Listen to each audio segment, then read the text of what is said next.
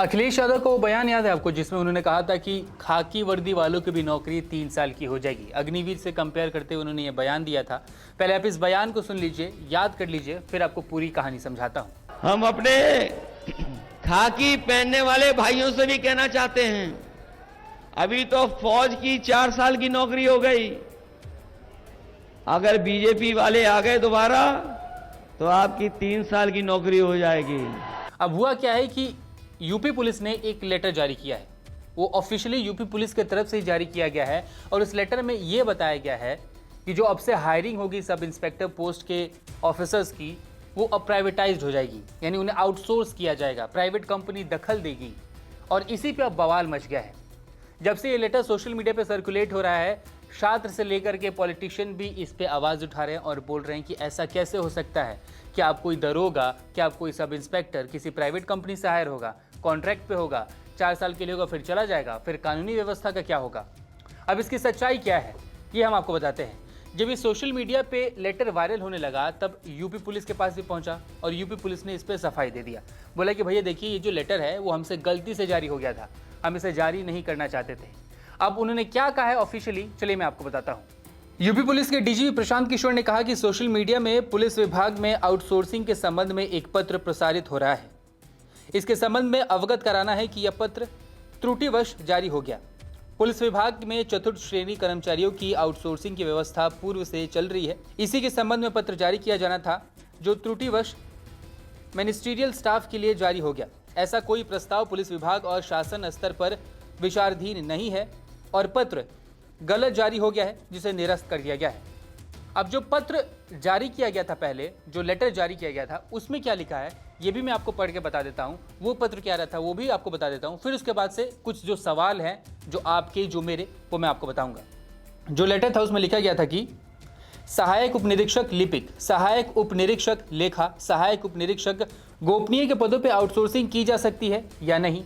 ये UP police ने अपने लेटर में पूछा। किससे पूछा? अलग अलग डिस्ट्रिक्ट के कमिश्नर से पूछा। उनको ये लेटर जारी करके बोला कि भैया 17 तारीख को आप अपना जवाब दे दीजिए कि इन पदों पे आउटसोर्सिंग की जा सकती है कि नहीं की जा सकती है। 11 जून को ये लेटर जारी हुआ था और आज कितनी तारीख है? आज 13 तारीख है। आज जवाब आ रहा है कि भैया बताइए आपकी इस पर आउटसोर्सिंग हो सकती है कि नहीं हो सकती है। जब ये सोशल मीडिया पर वायरल हुआ तब इतने दिनों बाद इनका जवाब आया।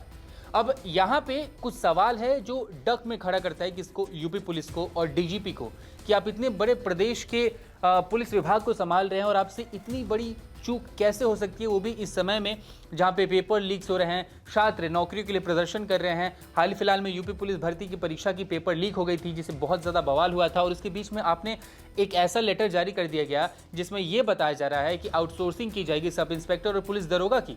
ये कैसे हो सकता है? अच्छा, एक बात और है, जैसे कि मैंने आपको लेटर पढ़ के सुनाया जिसमें बोला गया है कि सहायक उप निरीक्षक लिपिक, सहायक उप निरीक्षक लेखा, सहायक उप निरीक्षक गोपनीय, मतलब बेसिकली पदों को डिस्क्राइब किया गया इस लेटर में। और बाद में बोला गया सफाई में कि देखिए जो 4th कैटेगरी के एम्प्लॉयज़ होते हैं उनकी भर्ती के लिए लेटर आना था, लेकिन गलती से इनकी भर्ती के लिए लेटर जारी हो गया। अब जब आपने ये पोस्ट डिसाइड कर दिया, पोस्ट आप अपने लेटर में डिस्क्राइब कर रहे हो, फिर आप ये कैसे कह सकते हो कि ये किसी और के लिए आ रहा था लेकिन गलती से इसके लिए आ गया, जबकि आप इतने बड़े पोस्ट पे मौजूद हो और एक्सप्लेनेशन भी आपका 3 दिन बाद आता है जब ये सोशल मीडिया पे वायरल होता है। आखिर ये कैसे हो सकता है? इसके अलावा एक और सवाल ये भी है कि जब आप इतने बड़े स्टेट के पुलिस विभाग को संभाल रहे हो तो आपके ऊपर जिम्मेदारी है ना कि आप अगर कोई लेटर नोटिफिकेशन जारी करते हो तो उस लेटर को एक बार पढ़ लो, समझ लो।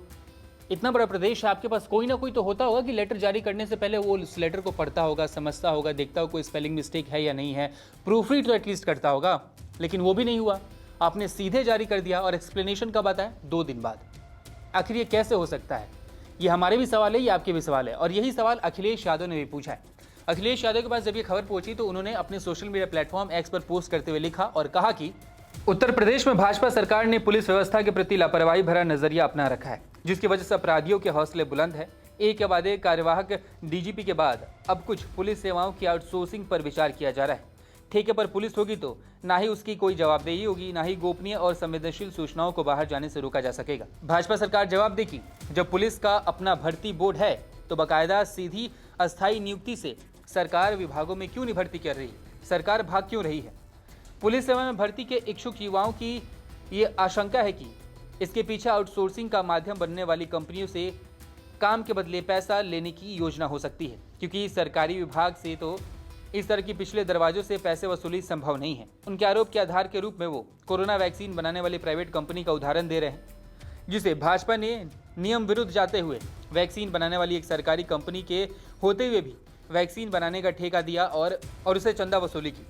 पुलिस भर्ती परीक्षा के पेपर लीक से आक्रोशित युवाओं में इस तरह की पुलिस सेवा की आउटसोर्सिंग की खबर से और उबाल आ जाएगा।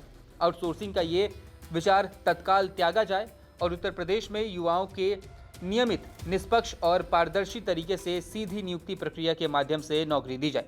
भाजपा कहीं किसी दिन सरकार ही आउटसोर्स ना कर दे।